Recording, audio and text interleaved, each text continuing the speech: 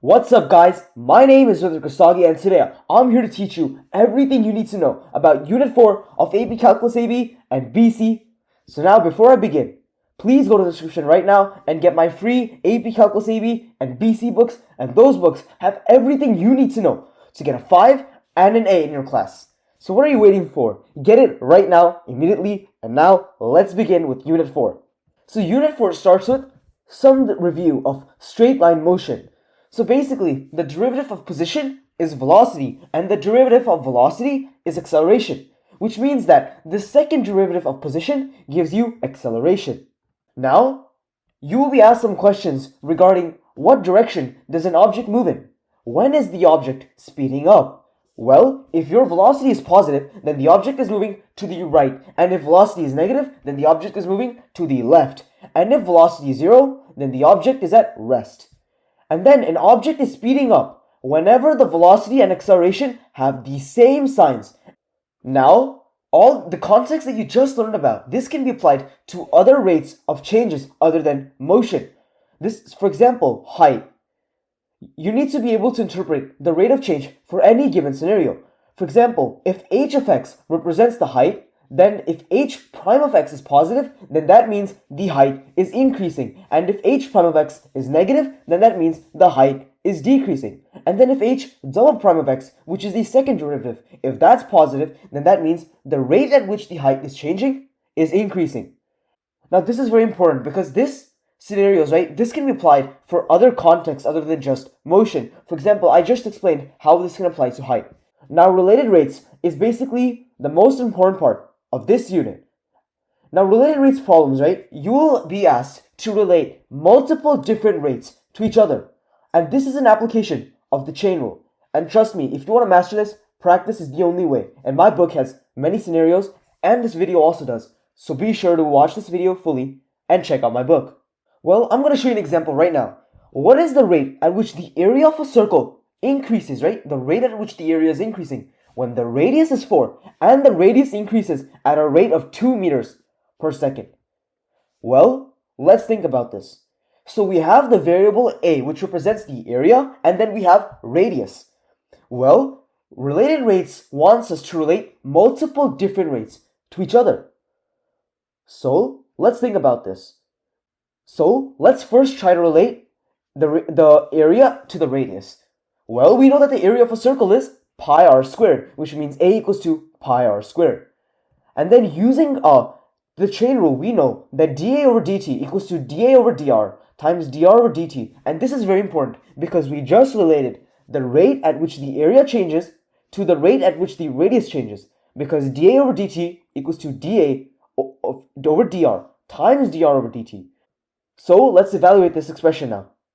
Since area equals to pi r squared, that means dA over dr is simply 2 pi r using the power rule. And we're already given that dr over dt is 2, since it already said in the problem that the radius was increasing at 2 meters per second. So we can multiply both of these expressions to get that dA over dt is 4 pi r, and since the radius is 4 at this moment, that means dA over dt is 16 pi. Now, this can apply to other scenarios other than the area of a circle. For example, the sphere's volume is 4 over 3 pi r cubed.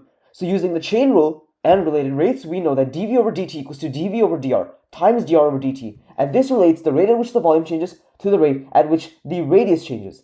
Now, this can also work for a cube's volume. Since v equals to s cubed, we can use the chain rule again to write an expression to relate the different rates. And then this can also be used for ladder type problems. And for ladder type problems, the length of the ladder is always the same. It's just the horizontal distance and the vertical distance, right? X and y that's changing. But the length of the ladder is constant. So that means x squared plus y squared equals to c squared, where c is a constant. And then we can differentiate this with respect to time to get 2x times dx over dt plus 2y times dy over dt, and that equals to 0. Now, sometimes you'll be asked to approximate values of a function using local linearity and linearization. This topic may seem complicated, but it's not.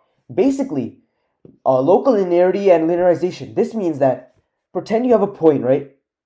Then your goal will be to find the equation of the tangent line to that point, and then using the equation of that tangent line, you can use you can find the values of other points by plugging it into that equation for the tangent line. And then the next topic is L'Hopital's rule. And then L'Hopital's rule is used when we're finding the limit for something such as f of x over g of x.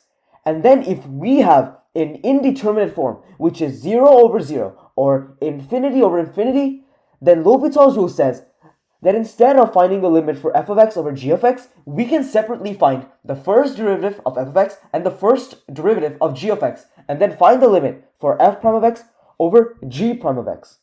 However, sometimes using L'Hopital's rule once will give us an indeterminate form again. So that's why we repeatedly apply this again and again until we don't have an indeterminate form. Now let's look at a problem from the 1984 AP Calculus official exam. So please pause the video and try this problem out. It's super important, and it's a very important related rates problem. So by now I hope you actually pause the video and try the problem. So let's go over the solution. So in this problem, right, we have the volume V of a cone, and we're given that it increases at a rate of 28 pi cubic inches per second. And that occurs when the radius of the cone is 3 units, right? The radius are the base of the cone.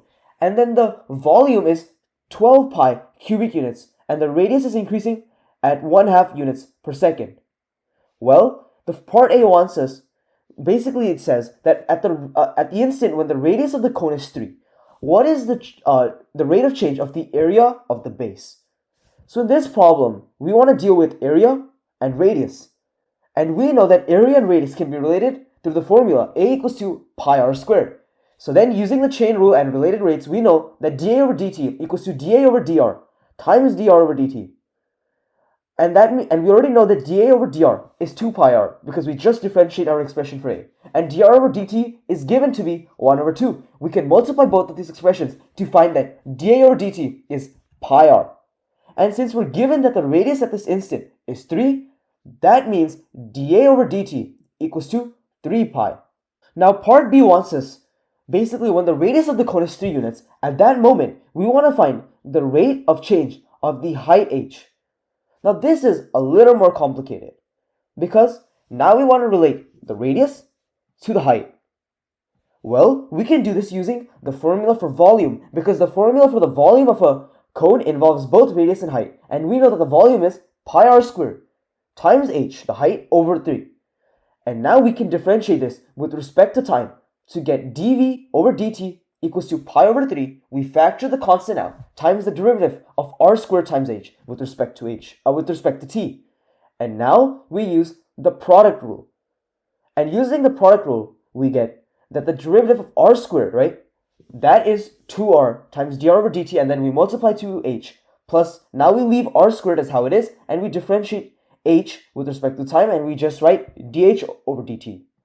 Now we can expand this to get this expression, which involves dv over dt, dr over dt, and dh over dt. Now we need to find the value of the height when the radius is 3. Well, we're already given that the volume of the cone is 12 pi when the radius is 3. So we plug 3 into pi r squared times h over 3. So we get 9 pi times h over 3, which is 3 pi times h.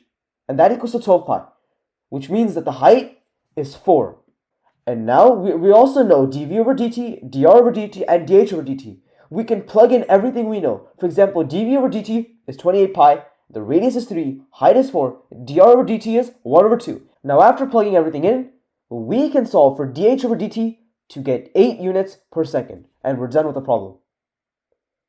Now in part C, we're given that at the instant when the radius of the cone is 3, we want to find the instantaneous rate of change of the area of the base with respect to the height h. Now this is a little more complicated because we know that the area of the base can be related to the radius because area equals to pi r squared. But how would we relate this to the height? Now that's certainly complicated.